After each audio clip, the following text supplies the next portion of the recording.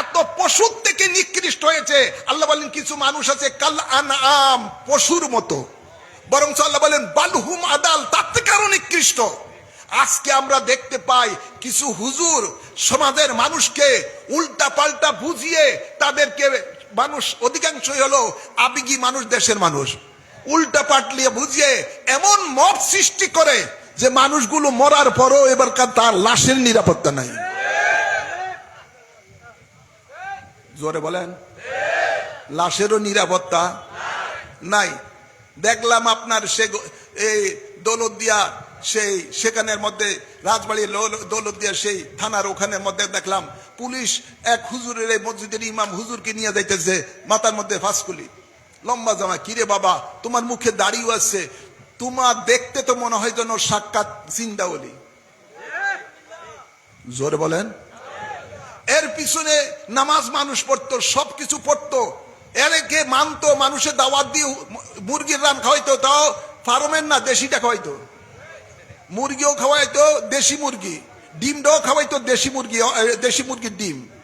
এত কিছু করার পরেও আজকে তুই হুজুর, ওই হুজুরের কথায় সাধারণ মানুষ এখন এরেস হইতেছে। কিরে বাবা, কোন ধর্মেই নাই, একটা মানুষ মরে গেছে, এই মরা মানুষটাকে উঠিয়ে নিয়ে তাকে পিটানো এবং তাকে জ্বালিয়ে দেওয়া, এটা কোন ধর্মের ইসলাম? এই ইসলামের সাথে, মদিনাওয়ালার ইসলামের সাথে কোনো সম্পর্ক নাই, কোনো সম্পর্ক নাই। মনে রাখবেন বুখারী শরীফের হাদিস, আল্লাহর হাবিব বলেন আল মুসলিমু মান সালিম আল মুসলিমুনা মিন লিসানি ওয়া ইয়াদিহি। নবী বলেন মুসলমান হলো সেই ব্যক্তি যার হাতের দ্বারা, কথার দ্বারা আরেকটি মুসলমান নিরাপদ থাকে। এটা বুখারী শরীফের সহিহ হাদিস। আমরা কেন আজকে মুসলমান এমন চরিত্রের হয়ে গেছি? আমরা কথায় কথায় একজন আরেকজনকে পিটিয়ে মারি, কথায় কথায় আমরা একজন আরেকজনকে গালিগালাজ করি, কথায় কথায় আমরা বিভিন্ন মব সৃষ্টি করে আমরা একজন আরেকজনের উপরে জুলুম করি। এটা তো মুসলমানের কাজ না। মনে রাখবেন, গভীর খেয়াল করে শুনবেন, আল্লাহর হাবিব ইরশাদ করেন কেতালু মুসলিমু কুফরুন, বুখারী শরীফের হাদিস। একজন মুসলমানকে কেউ যদি হত্যা করে, এটা কুফরি কর্ম, আর কুফরি কর্ম যে করে তার ঈমান থাকে না, সারা জীবন জাহান্নামে চলতে হবে। আরেকটি আমাদের খেয়াল রাখতে হবে, দয়াল নবী আমাদেরকে কি শিক্ষা দিয়েছেন? শুধু জুলুস করলে চলবে না, নবীর আদর্শ আমাদেরকে শিক্ষা নিতে হবে। দয়াল নবী ইরশাদ করেন হুব্বুল ওয়াতান মিনাল ঈমান, দেশকে ভালোবাসা ঈমানের অঙ্গ। দেশকে ভালোবাসা ঈমানের অঙ্গ। আমাদের মতো কিছু হুজুর আছে, কথায় কথায় আমরা দেশের সম্পদ জ্বালিয়ে দেই, লুটপাট করে নেই, ধ্বংস করে দেই। নাউজুবিল্লাহ বলতেন না? আওয়াজ করে বলেন। ওসি সাহেব এখানে আছে, এটা এটা আমাদের শিক্ষার জন্য বলতেছি। এই গত এক বছর আগে যেটা হলো, আমি কারো পক্ষ নিয়ে কথা বলছি না, এই 400 থানা পুড়িয়ে দেওয়া হলো, 4000 উপরে পুলিশকে মারা হলো। এটা কোনো ইসলামের কাজ? কোন মুসলমানের কাজ? জীবনে কখনো এটা মুসলমানের কাজ না, ইসলামের কাজ না। নবী তো আমাদেরকে এটা শিক্ষা দেয় নাই। দেশকে ভালোবাসে হবে, দেশের মানুষকে ভালোবাসতে হবে, দেশের সম্পদকে আমাদেরকে ভালোবাসতে হবে। মনে রাখবেন সরকারি একটা সম্পদ, এটা শুধু এক সরকার নয়, অর্থাৎ এই দেশের 18 কোটি মানুষের সম্পদ। কোন সরকারি সম্পদ কেউ যদি নষ্ট করে, 18 কোটি মানুষের সম্পদ, হককে নষ্ট করলো, কাল কিয়ামতের দিবসে ওই লোকটা যদি সারা জীবন সেজদায় পড়ে জীবন কাটায়, শতবার যদি হজ করে, যত রকমের জুব্বা কাব্বা পরুক না কেন, এই লোকটাকে কিয়ামতের দিবস আল্লাহর আদালতে যখন বিচার হবে, ওয়া ইয়ামাল মিসকালা যাররাতিন খায়রান ইয়ারা ওয়া মান ইয়ামাল মিসকালা যাররাতিন শাররান ইয়ারা, ভালো মন্দ যা হয়েছে তিল তিল পরিমাণে এটা আল্লাহর বিচার করবেন। সম্পদ, দেশের সম্পদ যারা একটা টাকাও কেউ যদি নষ্ট করে, 18 কোটি মানুষ যতদিন পর্যন্ত, ততক্ষণ পর্যন্ত তাকে কিয়ামতের দিবসে ক্ষমা না করবে, তার কোনো ক্ষমা নাই, তার কোনো ক্ষমা, জোরে বলুন, কোনো ক্ষমা। আমরা দেখতে পাই আমাদের সেদিনকে, গতকাল আমার এক মুরিদে বলছে যে ঢাকার একজন লোক নেতা 5000 কোটি টাকার উপরে তার অ্যাকাউন্টে আছে। অনেক বেটা তো দেশে নাই, সে কি করছে, বাইরের থেকে বেশ কিছু আপনার চেক বিভিন্ন নামে দিয়ে দিছেন। এখন তো এটা তো ফ্রিজ করা হয়ে গেছে টাকা, জানে তো কার টাকা কার নামে কত অ্যাকাউন্ট আছে, কোন ব্যক্তি কি আছে, এগুলো আছে একবারে দূর থেকে সেখান থেকে এনবিআর থেকে সেগুলো ফ্রিজ করে দেয়, এগুলো আর উঠাইতে পারবে না। এখন তদবির করা হচ্ছে, আমাকে যেটার কথাটা বললো, এখন কয়েকটা চেক এভাবে পাঠাইছে। এখন উপরে যারা রয়েছেন এনবিআর সহ যারা উপরে রয়েছেন সেই বাংলাদেশ ব্যাংকের সহ, ওরা কতগুলি আপনার অসৎ লোক, ওরা দাবি করলে আমাদেরকে 60% দিয়ে দিতে হবে, ওদেরকে 60% দিয়ে দিতে হবে, যে এটার মালিক তাকে 20%, আর যেটা মিডিয়া আছে এরা বাকি এরকম আর 20%। তো এই বাংলাদেশের সম্পদটা এভাবে একজন নয়, হাজারো হাজারো মানুষেরা এভাবে সম্পদগুলি লুটপাট করে যায়। এখন এক একজন বড় বড় দরবেশ হয়ে যায়, ঠিক না বেটি? এই দরবেশগিরি কোনো কাজে আসবে? জোরে না, কোনো কাজে আসবে? দেশের সম্পদ, জনগণের সম্পদ যারা লুটপাট করে ওদেরকে আজীবন জাহান্নামে জ্বলতে হবে। কোন তাহাজ্জুদের নামাজও পড়ে যদি কোফালে দাগ ফলাই দেয় কোনো কাজে আসবে না। হুজুর করে দাওয়াত দিয়ে যদি দেশি মুরগি দেশি ডিম খাওয়ায়, পোলাও কোরমা খাওয়ায়, আর হুজুররা যদি কয় আল্লাহ জান্নাতে পাঠিয়ে দাও, খোদার কসম তার জীবনে জান্নাত নাই। জান্নাত আছে? কোনো জান্নাত নাই। তাই আপনাদেরকে সকলকে এটাই বলবো, হকুল এবাদ, বন্দার হক, আরেকটা হলো হকুল্লাহ, আল্লাহর হক। আল্লাহর হক যেমন নামাজ, রোজা, হজ, যাকাত ইত্যাদি, এগুলো যদি আমরা কেউ যদি শয়তানের ধোকায় না পড়ি, না আদায় করি, আল্লাহ ইচ্ছা করলে শাস্তি দিতেও পারেন, ক্ষমা করে দিতে পারেন, তিনি গাফফার রহমান। কিন্তু হকুল এবাদ যেটা বন্দার হক, আল্লাহ কখনো মাফ করবে না বন্দা যতক্ষণ না মাফ করে। ঠিক আছে? জোরে বলেন। এইগুলো যদি আমাদের মধ্যে থাকে তাহলে ওসি সাহেবের কাছে আর আপনাদের কেস নিয়ে যাইতে হবে না। এই খেয়ালটা যদি থাকে, আমরা বন্দার হক নষ্ট করব না, মানুষের হক নষ্ট করব না, মানুষের উপরে জুলুম করব না, অত্যাচার করব না, দেশের সম্পদ ধ্বংস করব না, আমরা পরস্পরকে ভালোবাসবো। নবী বলেন, আমার এক উম্মত যদি পেট ভরে খেলো, তার পাশের মানুষটা না খেয়ে থাকলো, ওটা আমার উম্মতি না, ওটা আমার উম্মতি না। আমরা এমনি যাবে রসুলের পাকের এই বাণীগুলো যদি শুনি, তাহলে শুনি এবং আমল করি, তাহলে আমাদের জীবনে আর এই অশান্তি থাকবে না। যদি রসুলের পাকের মহান আদর্শকে যদি আমরা মেনে চলি, কোরআন সুন্নাহকে যদি আমাদের জীবনে অনুকরণ করি, কখনো এই বাংলাদেশটা আর অশান্তির দেশ হবে না। মানুষ শান্তিতে বসবাস করতে পারবে। এই বাংলাদেশটা পৃথিবীর মধ্যে শ্রেষ্ঠতম দেশ হিসাবে 2-1 বছরের মধ্যে প্রতিষ্ঠিত হবে। কিন্তু দুঃখজনক হলো সত্য, আমরা 92% মুসলমান, নামেই মুসলমান, আসলে কামে কিছুই না, কামে কিছুই না। আজকে আপনারা দেখেন, ওসি সাহেব বলেছিলেন সমাজটা মাদকে সয়লাভ হয়ে গেছে। এই মাদকের বিরুদ্ধে রসুলের পাক বলেছেন, যে মাদক পান করবে, করার সাথে সাথে তার ঈমান চলে যাবে। নাউজুবিল্লাহ বলেন না? আজ মাদকে সয়লাভ হয়ে গেছে। আমরা যদি সকলে সচেতন হই, তাহলে এই মাদক মুক্ত সমাজ আমরা করতে পারবো, ঠিক না? বা ঠিক? ভাইরা আমার, আল্লাহ বলেন, ইন্নাস সালাতা তানহা আনিল ফাহশাই ওয়াল মুনকার, নিশ্চয়ই নামাজ তোমাদেরকে সকল পাপ থেকে মুক্ত রাখবে। আজ যদি আপনি নামাজি হলেন, আপনার সন্তান মাদক আসক্ত হয়ে গেছে, জুয়া খেলছে, ইত্যাদি ইত্যাদির মধ্যে লিপ্ত রয়েছে, আপনি যদি নিজে নামাজ পড়লেন, আপনার সন্তানকেও নামাজমুখী করলেন। আছে না নাই?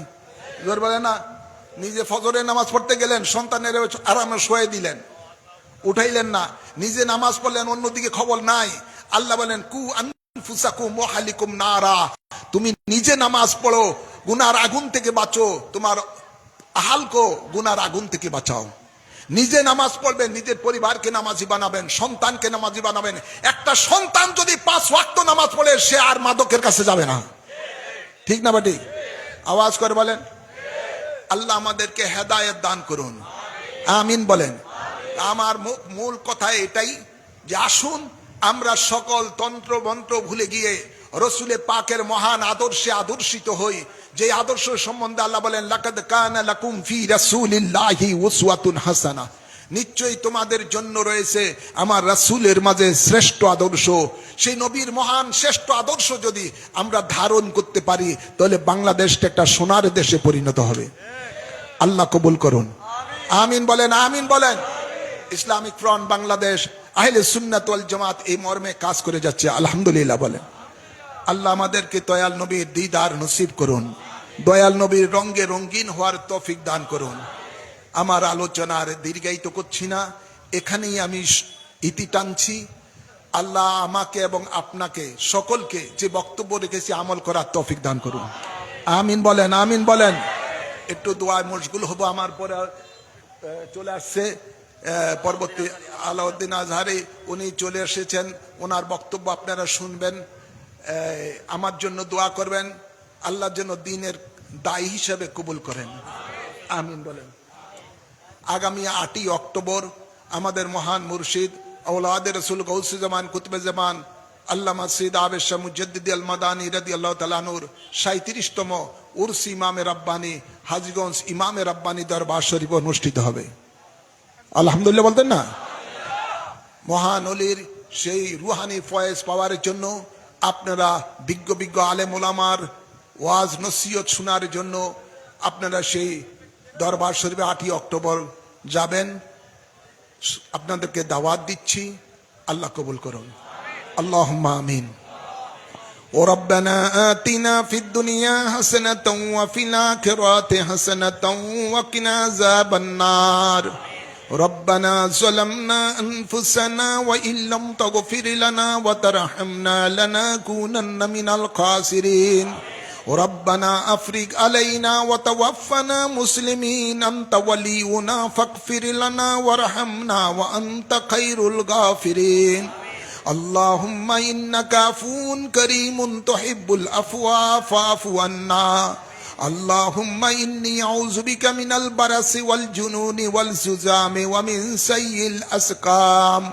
اللهم إني أسألك إيمانا كاملا ويقينا صادقا وقلبا خاشعا وعملا صالحا ولسانا ذاكرا ورزقا واسعا حلالا طيبا وتوبة نصوحا وتوبة قبل الموت وراحة ومغفرة ورحمة بعد الموت برحمتك يا عزيز يا غفار يا رحمن يا رحيم يا رب العالمين.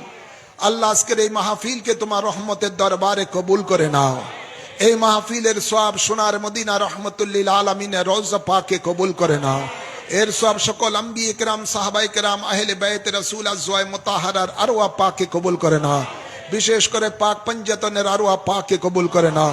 সকল তাবিন তবে তাবিন ইমামে মুস্তাহিদিন গাউস কুতুব আলী আবদালগণের আরওয়াহ পাকে কবুল করে নাও। আল্লাহ বাবা শাহজালাল শাহ পরান 360 আউলিয়া কেরামের আরওয়াহ পাকে কবুল করে নাও। গৌস পাক খাজা গরিবে নওয়াজ বাহুদ্দিন নকশবন্দি মুজাদ্দিদ আল ফেসানির আরওয়াহ পাকে কবুল করে নাও। ইমাম আবু হানিফা, ইমাম শাফি, ইমাম মালিক, ইমাম হাম্বলের আরওয়াহ পাকে কবুল করে নাও। আমার আল্লাহ প্রত্যেকের আপন আপন পীর ও মুর্শিদ যারা দুনিয়া থেকে বিদায় নিয়েছেন সকলের আরওয়াহর মাঝে কবুল করে নাও। আমাদের মধ্যে যাদের মা বাপ, দাদা দাদি, নানা নানি, শ্বশুর শাশুড়ি, আত্মীয় স্বজন কবরবাসী হয়ে গেছে সকলের আরওয়াহর মাঝে এর সওয়াব কবুল করে নাও। প্রত্যেকের কবরকে রিয়াজুল জান্নাহ হিসাবে কবুল করে নাও। ইয়া আল্লাহ, নূরের নবী, রহমতের নবীর সদকাতে আমাদের জানা অজানা গুনাহ খাতাগুলো মাফ করে দাও। আল্লাহ, কোরআন সুন্নাহর আলোকে জীবন ও সমাজ গড়ার তৌফিক দান করে দাও। আল্লাহ, তোমার হাবিবের রঙে রঙিন হওয়ার তৌফিক দান করে দাও। ইয়া রাব্বাল আলামিন, তোমার হাবিবের দিদার আমাদের নসিব করে দাও। আল্লাহ, তোমার হাবিবের শানে আজকে যারা জশ্নে জুলুস ঈদ মিলাদুন নবীর মাহফিল করেছে, আল্লাহ তাদেরকে তোমার হাবিবের প্রেমিক হিসাবে কবুল করে নাও। তাদেরকে দুই জাহানের নিয়ামত নসিব করে দাও। আল্লাহ, প্রত্যেকের জীবনে একবার হলো নবীর দিদার নসিব করে দাও। আমাদের প্রত্যেকের রিজিকে বরকত দান করো, হায়াতে বরকত দান করো, নেক আমলের মধ্যে বরকত দান করো। বিশেষ করে নলুয়াবাজার ব্যবসায়ীদের ব্যবসার মধ্যে বরকত দান করো। আল্লাহ, মা বোনদেরকে আবেদা সালেহা নেককার বান্দি হিসাবে কবুল করে নাও। বাচ্চাদের লেখাপড়ার মধ্যে বরকত দান করে দাও। সকলের আমিনকে কবুল করে নাও। আল্লাহ, বিশেষ করে প্রশাসন ভাইয়েরা যারা এই মাহফিলের জন্য কষ্ট করেছেন, সহযোগিতা করেছেন, ওসি সাহেব সকলকে আল্লাহ তোমার হাবিবের প্রেমিক হিসাবে কবুল করে নাও। রহমতের ছায়ার মাঝে কবুল করে নাও। বাংলাদেশের উপরে রহমত বরকত দান করে দাও। আল্লাহ, বাংলাদেশের মানুষের অন্তরে দেশপ্রেম জোরদার করে দাও। আল্লাহ, বাংলাদেশের ওলি আল্লাহর দেশ, বাবা শাহজালাল শাহ পরানের দেশ, 360 আউলিয়া কেরামের এই দেশ, আল্লাহ এই বাংলাদেশকে তোমার ওলিদের খাতিরে হেফাজত দান করো। ইয়া রাব্বাল আলামিন, বাংলাদেশের উপরে রহমত বরকত দান করো। যারা আল্লাহ নবী ওলির দুশ্মন তাদেরকে হেদায়েত দান করো, হেদায়েত না নসিবে না থাকলে নেস্তে নাবুদ করে দাও। আল্লাহ ফিলিস্তিনি মুসলমানদেরকে আজাদি দান করে দাও, ইহুদি নাসারাদেরকে নেস্তে নাবুদ করে দাও, সারা বিশ্বের মুসলমানদেরকে তোমার রহমতের ছায়ার মাঝে কবুল করে নাও। অনেক প্রবাসী ভাইয়েরা দোয়া চেয়েছেন, এই মাহফিলের জন্য সহযোগিতা করেছেন। আল্লাহ প্রবাসী ভাইদেরকে আল্লাহ তোমার গায়েবী সাহায্য দান করে দাও, তাদেরকে বিপদ আপদ থেকে হেফাজত দান করে দাও, তাদের কামাই রোজগারের মধ্যে বরকত দান করে দাও।